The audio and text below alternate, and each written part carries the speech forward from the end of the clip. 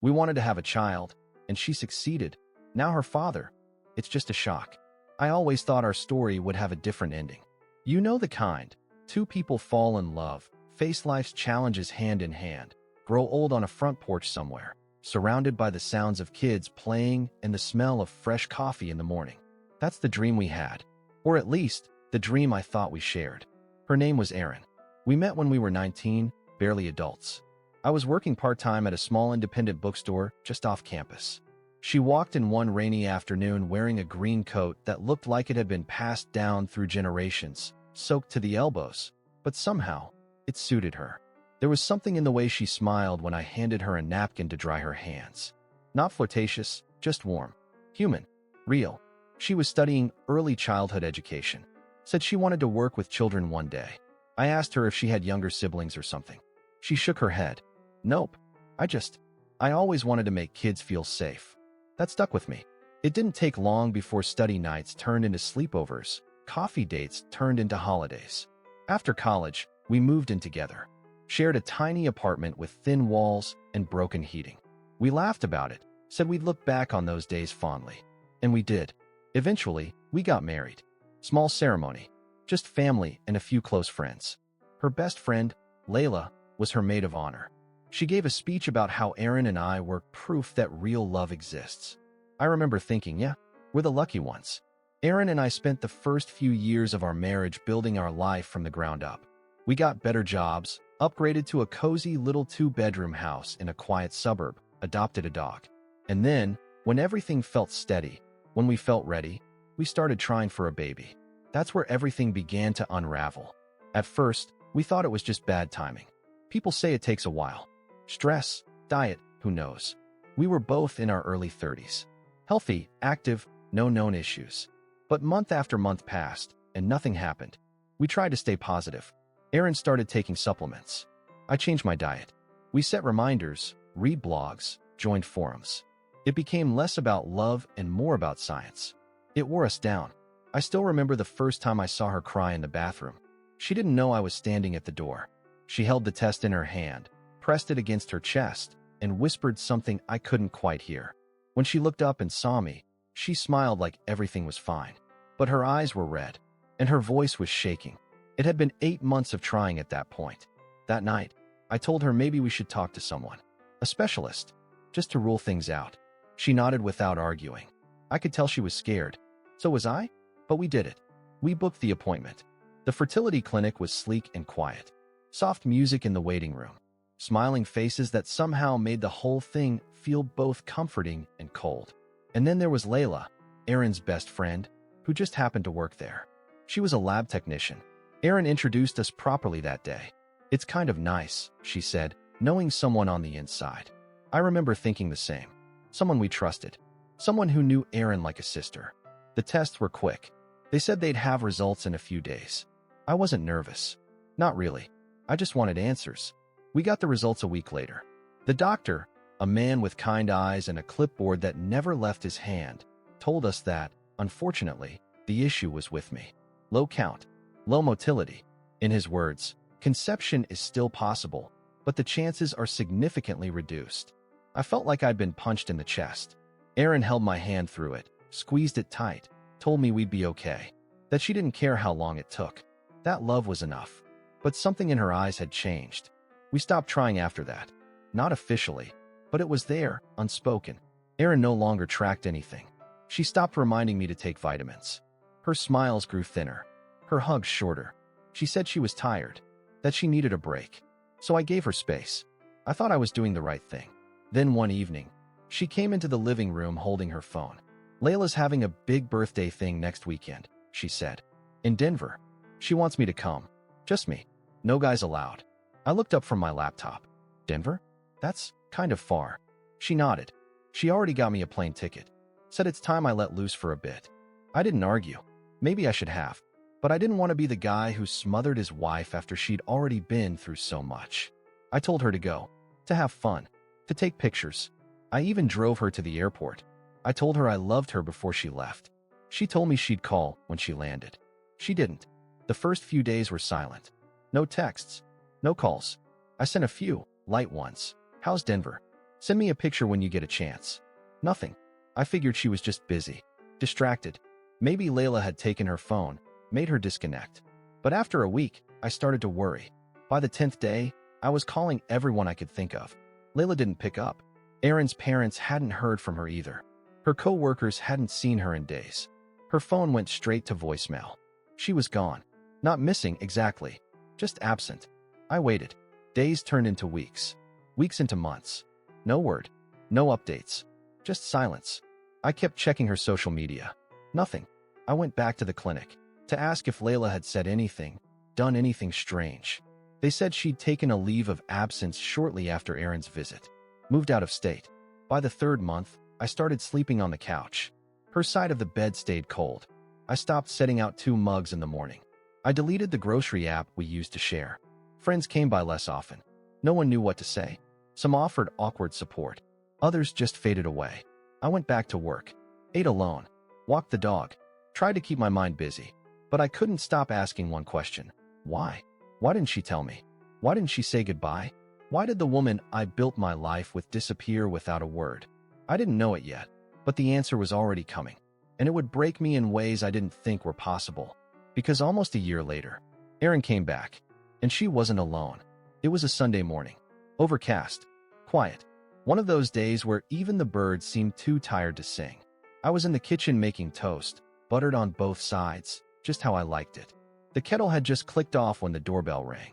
I wasn't expecting anyone. The sound didn't register at first. I stood there staring at the wall, unsure if I'd imagined it. Then it rang again, sharp, deliberate, twice in a row.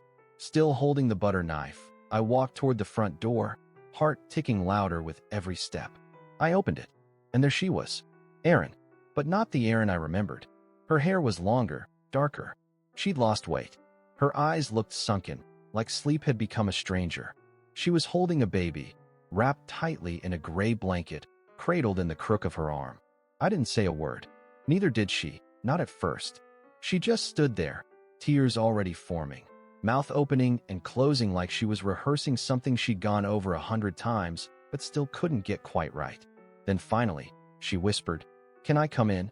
I stepped aside, not because I forgave her, not because I understood anything, but because part of me, some broken, confused part, still needed to know why. She sat on the edge of the couch like it might break under her. The baby stirred but didn't cry. I stood across from her, arms crossed, every muscle in my body coiled tight. "I know you have questions," she said softly. I didn't reply. She looked down at the baby, touched its cheek, then back up at me. "I owe you everything. I know that. I know what I did, leaving like that. Not saying anything. I was scared. I thought I was protecting you. But I was wrong." I swallowed the lump in my throat. My voice felt like sandpaper. "Whose is it?" She didn't flinch. "I don't know his name," she said. Silence. I could hear the faint hum of the refrigerator, the ticking of the old wall clock, the baby's slow breathing. She continued.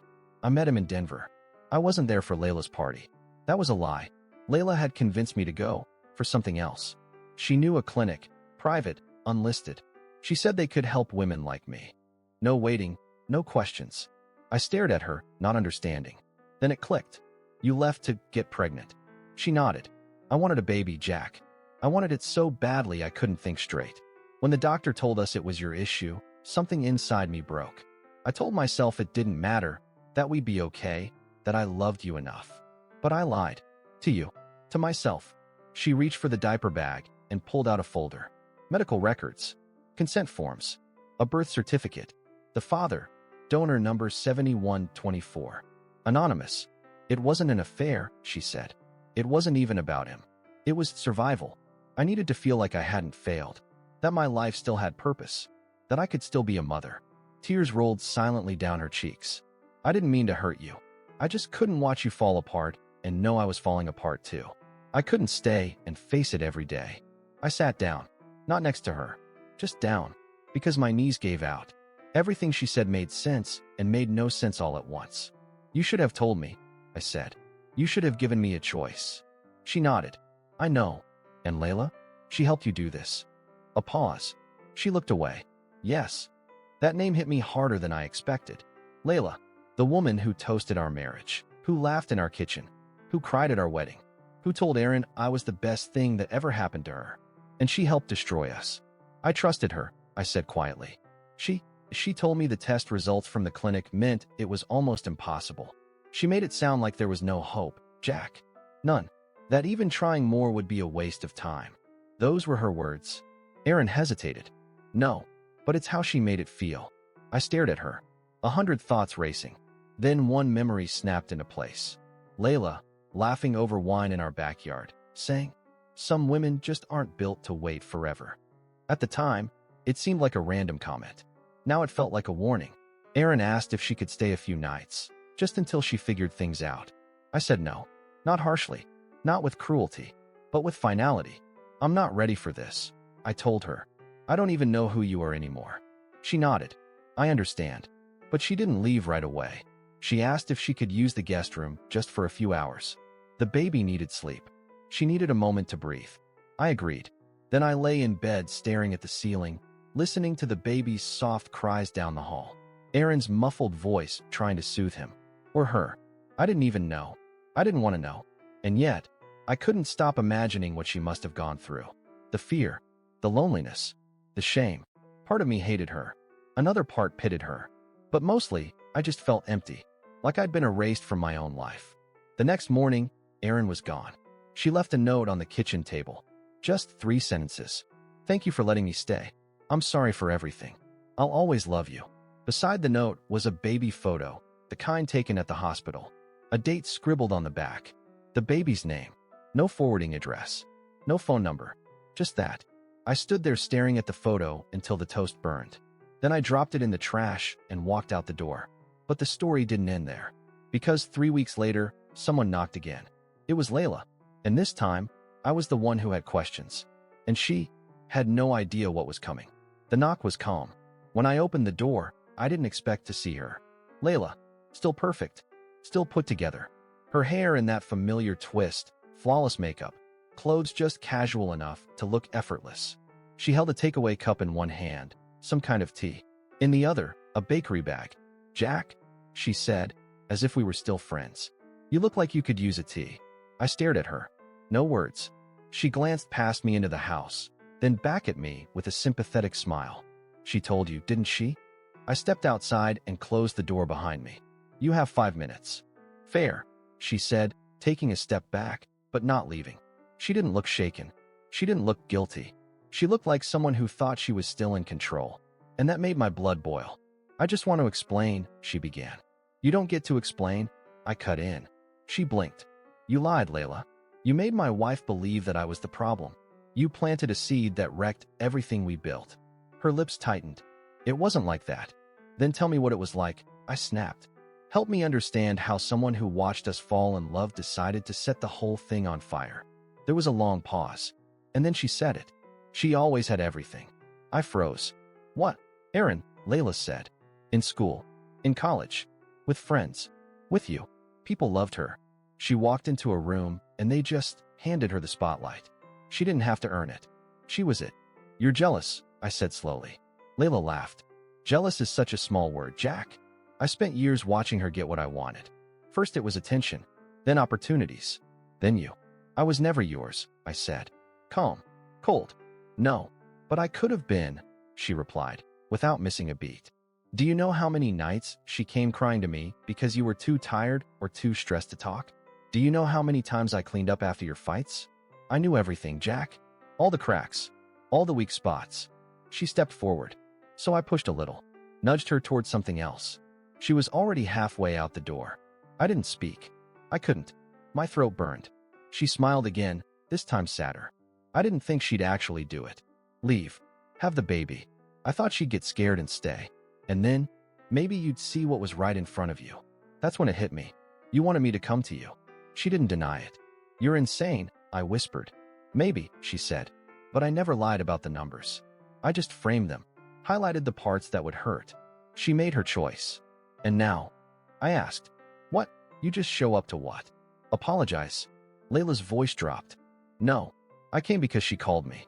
She said you shut her out, that you couldn't even look at the baby. She left me." I said. "She doesn't get to cry foul when she walks back in with a child that isn't mine." Layla's gaze softened. but not with pity, with calculation. She said, "You look different." Colder, I didn't respond. Because she was right. She handed me the bakery bag and coffee. I didn't take them. "I won't bother you again," she said.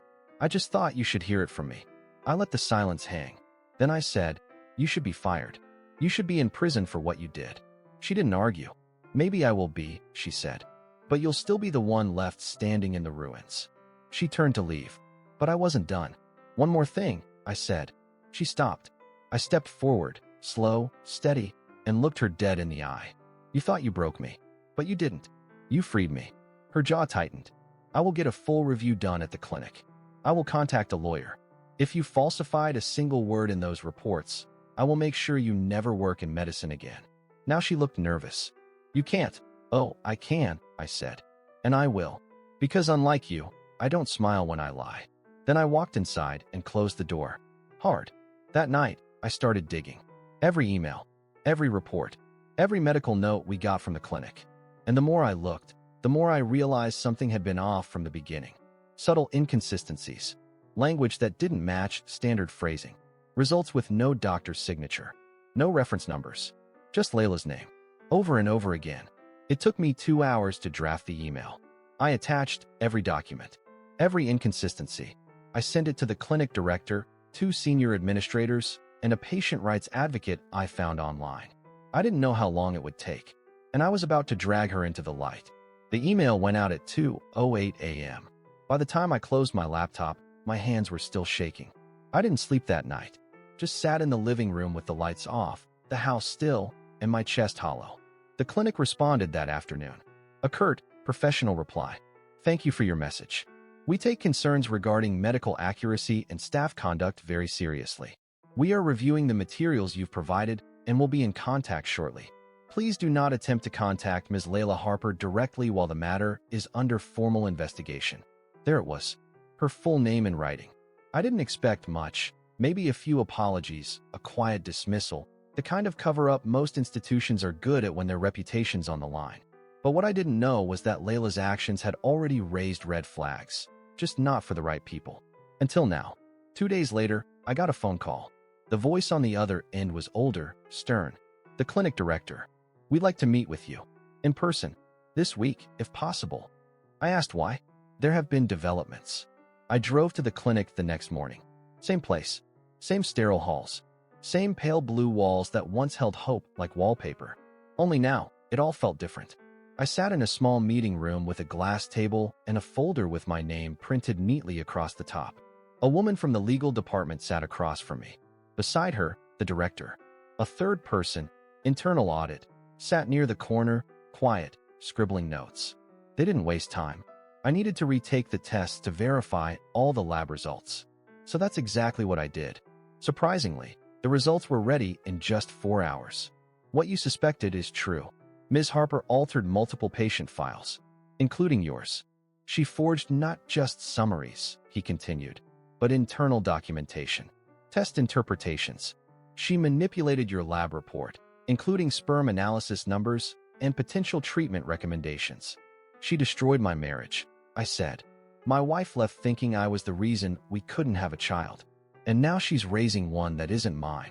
The woman shifted in her chair. We're preparing a formal report. Ms. Harper has been placed on indefinite suspension. There may be legal action, both civil and criminal. But we wanted you to hear it from us first. And we wanted to apologize. I didn't say anything. Because what do you say to an apology that comes a year too late? By the time I got back home, the sky was gray and low. There was a voicemail on my phone. Aaron. Her voice cracked through the speaker. Jack. I heard. Layla called me. She's spiraling. I don't know what to say. I didn't know I didn't think she would actually. Please call me back. Please. I need to talk to you. I deleted the message without saving it. The next day, the story broke. A patient at the clinic had leaked the review to a local online forum. Then a second, and then the news spread. Not just Layla, but the system that let her fly under the radar for so long. Her credentials, her connections, her performance reviews, signed off by friends. Her name was suddenly everywhere. 2 nights later, my doorbell rang again. This time, I checked through the peephole before opening it. Aaron. Alone. No baby in her arms. She stood there under the porch light, looking smaller than I remembered. Her hair pulled back, her face pale. She wasn't crying this time. She was calm, and that scared me more. I opened the door, but didn't invite her in. "I heard about the clinic," she said softly. I nodded. "You already called." "I know. I didn't think you'd answer. I need to say something." I waited. She looked down at the floor. "I was wrong. About everything. You, me, Layla, all of it. I let someone else's bitterness guide my choices, and I hurt you in the worst way possible." I crossed my arms. "I came back because I thought I could fix it," she said. "But I know now that I can't." I stayed silent. I didn't want to be the woman who gave up, who ran, but I became her anyway. I let fear decide for me, and it cost me everything. Her voice wavered. "You don't have to forgive me. I know you won't. I wanted you to know the baby's name. His name is Eli." I blinked. She stepped forward, handed me a folded piece of paper. "It's for you. If you ever want to know him. Or not. It's your choice." I looked down. It was a birth certificate, a handprint, a hospital photo. I looked back up, but she was already walking away. I closed the door behind her and stared at the paper for a long time. Then I tucked it in a drawer, because that chapter wasn't finished. Not yet. First, I had something else to do. I called a lawyer the next morning, filed a formal complaint with the medical board. Then I met with a journalist. Not to ruin Layla, but to make sure no one else had to learn the truth the way I did. Alone, broken, abandoned by people who promised they loved me. And when the article came out 2 weeks later, with Layla's name front and center, that's when the real fallout began. When the article hit, it didn't just make waves, it made a crater. Layla's name, her photo, her former title, a summary of the investigation, quotes from other patients who had seen inconsistencies in their files. My story was there too, with my permission, not my full name, but the truth. A man misled into believing he couldn't be a father, a marriage fractured, a life uprooted, and for the first time in a year, I felt like I could breathe. Layla didn't issue a public statement, but 2 days later, I got an email from someone using a burner address. No subject, no greeting, just one line. "You got what you wanted. Hope it was worth it." I stared at it for a while before deleting it, because what I wanted was justice. What I got was closure, and that's not the same thing. Layla was fired, officially and permanently. Her certifications were suspended. Her name placed on a national watch list for medical fraud and professional misconduct. She was blacklisted from her entire field. Whispers said she left the state, maybe even the country. I didn't care. I wasn't following her anymore. She'd already taken enough space in my life. Erin called again a week later. I didn't answer. She left a message. I thought I was being brave. I thought walking away made me strong. But it didn't. It made me someone I never wanted to be. "Eli started smiling this week. I wish you could have seen it." I listened, then deleted it too. I started walking more, eating better, sleeping longer. I reopened old music playlists and found new songs that didn't remind me of anything. And I started calling friends again, the ones I'd shut out when things fell apart. They welcomed me back without asking for an explanation. I think they understood. One afternoon, I got a letter in the mail. No return address. Inside, a single photo. Eli laughing. His eyes closed, a gummy grin, cheeks round and soft. I folded it and placed it in a box I kept on the highest shelf of my closet. A few months passed. Seasons changed. The house started to feel like mine again, not a museum of what used to be. One night, I took my dog for a walk down by the lake. The air was cool, and the stars were out. I watched the moon ripple across the water's surface and thought, this was never the life I wanted. But maybe it was the life I needed. Then I met her. Not Erin. Not Layla. Someone new. Her name was Kate. She was walking her dog too. Our sniffed each other in that awkward dog way, and we laughed about it. We talked, then walked together, then met again the next day, and again after that. She didn't ask about my past. Not right away. When she did, I told her the truth. The cleaned-up version, no bitterness, no names. She listened, then said, "I'm sorry that happened, but I'm glad you're here." I smiled. Erin and I never spoke again after the letter. She never pushed, and I never chased. I don't know where she lives now. I don't know how Eli is doing. I don't know if she ever forgave herself. But I know this. I forgave myself. For trusting too much. For missing the signs. I still pass the clinic sometimes. A dream buried under envy, silence, and betrayal. Still, I don't look away. I drive by and let myself feel it. It's knowing it did, and still choosing to move forward. Time is strange. I was beginning to forget what Erin's voice sounded like. I hadn't seen her since the day she walked away, leaving a photo and a folded birth certificate behind. I hadn't opened that drawer again. Not once. I told myself the past was sealed, boxed up and shelved, like a chapter finished. But life has a way of testing your certainty. It was early fall, leaves turning, chill in the air that hadn't been there the week before. I was driving home from a weekend out of town when I noticed the missed call. A number I didn't recognize. Then a voicemail. "Hi, this message is for Jack Brennan. My name is Dr. Helen Mendez. I work with the ethics committee overseeing the internal review at Western Fertility. I realize it's been a few months since the initial investigation, but something new has come to light. It's about the test results, and we believe you deserve to know." I sat in the driveway for nearly an hour before calling her back. When I did, her voice was calm, deliberate, the kind of tone people use when they're about to tell you something you'll never unhear. She didn't waste time. "Mr. Brennan, I'm not sure how much of the file you retained, but your original fertility assessment, the one provided to you by Ms. Harper, was completely falsified. Not just altered, fabricated. None of the numbers were real. The lab records under your name don't match the results you were given." My voice came out rough. "So you're saying—" "I'm saying," she continued, "your original sample showed normal ranges. Completely within parameters. You were never infertile." The silence that followed wasn't shocked. It was something deeper. "Hello, you're sure?" I asked. "There's no mistake?" "We verified it twice," she said, "and compared it to your follow-up tests. Your biology didn't change. The problem was never you."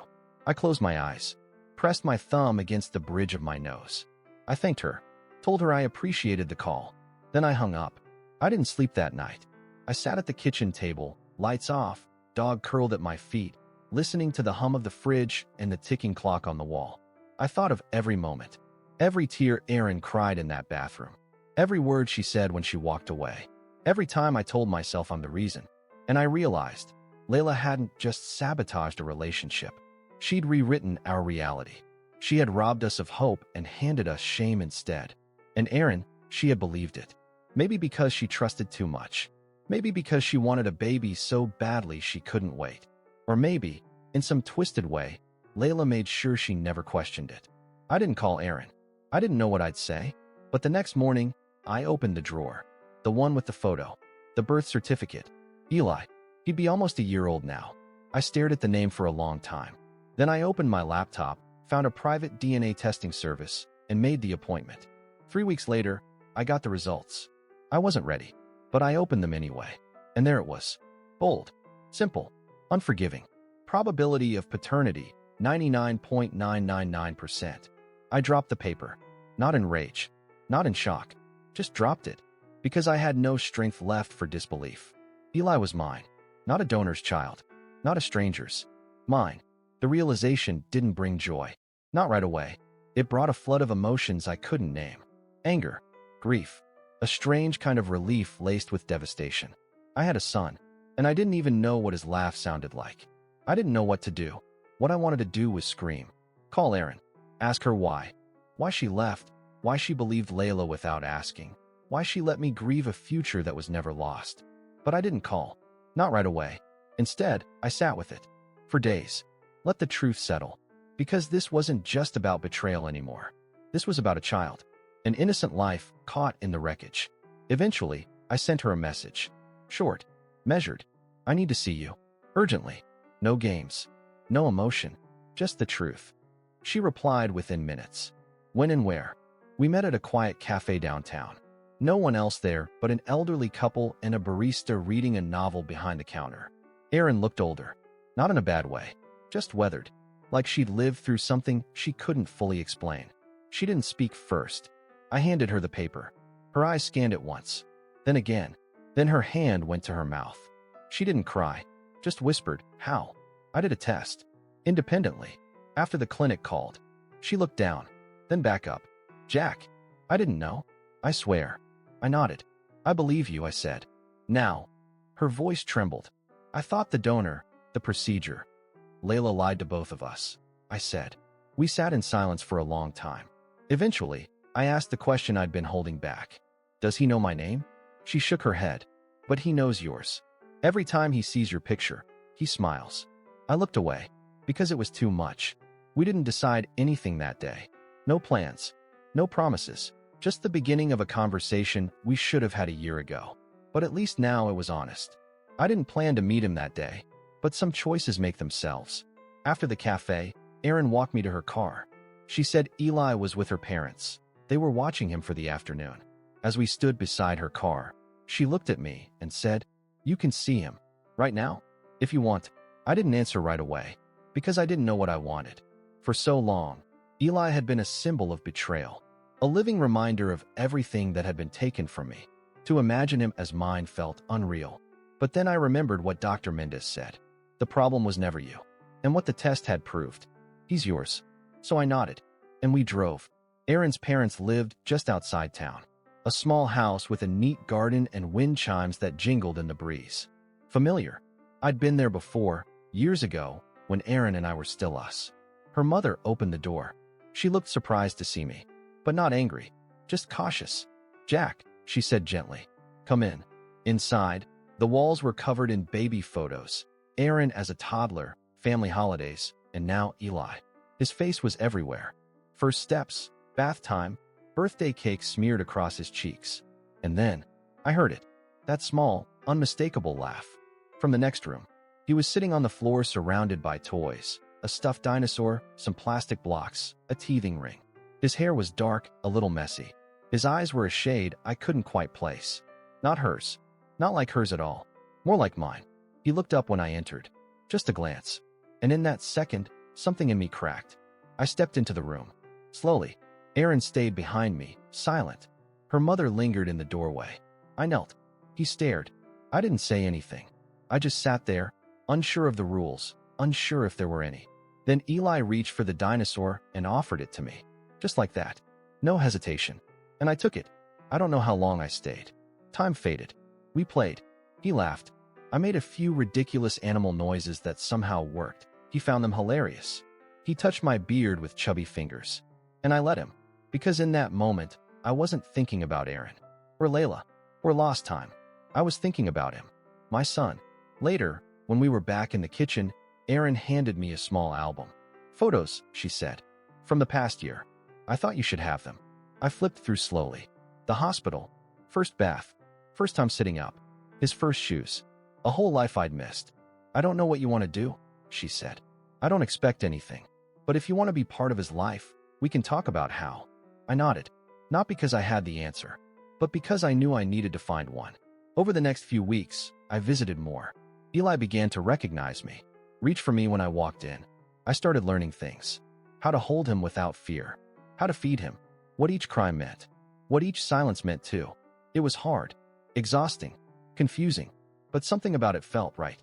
Like I'd been walking in circles for so long. And now, finally, there was a direction. One night, after I put Eli down for a nap, I stayed on the couch a little longer than usual. Erin sat across from me. She looked at me for a long time before she said anything. "Do you hate me?" I didn't answer at first. "I don't know what I feel," I said honestly. "Some days, I want to scream. Other days, I just want to forget everything that happened. And then there's today, where I look at him, and I wonder how much more I can forgive just to be near him." She nodded. "I understand." And then she said the words I'd never expected to hear. "I'm moving." She explained it slowly. Her parents were selling their house and relocating. She couldn't afford to stay in town alone. Her job had offered her a transfer to another branch 2 states away. Better hours. Better pay. "I thought I could leave after telling you the truth," she said. "That maybe it would be enough. But now you've met him. And I don't want to take him away from you." She looked at me. "So I won't. Not unless you tell me to." I didn't sleep that night. I sat in my living room, holding a toy Eli had forgotten. A small cloth elephant that smelled like baby powder and something sweeter. And I asked myself the hardest question yet. Do I want to be his father in name only? Or do I want to fight for more? The next morning, I called Erin. Told her not to leave. That we'd figure it out. That I didn't want shared custody through long-distance phone calls. That I wanted to be present. To raise him. To love him. Despite everything. She cried. So did I? Sometimes I still think about the life I thought I was going to have. The nursery Erin and I planned. The names we picked out. The world we dreamed of. It never happened. That version of us is gone. But something else grew in its place. Something harder but real. Not a perfect life, but an earned one. He brought home a drawing last week, all crayon chaos and crooked lines. A picture of 3 people. Him, me, and Aaron. Underneath, he wrote, "My family." Just that. I framed it. It hangs in the hallway, right above the photo of me holding him the first time he ever fell asleep in my arms. His name is Eli, and he calls me Dad. Thank you to everyone who listened. I hope my story will be useful to you. Goodbye for now.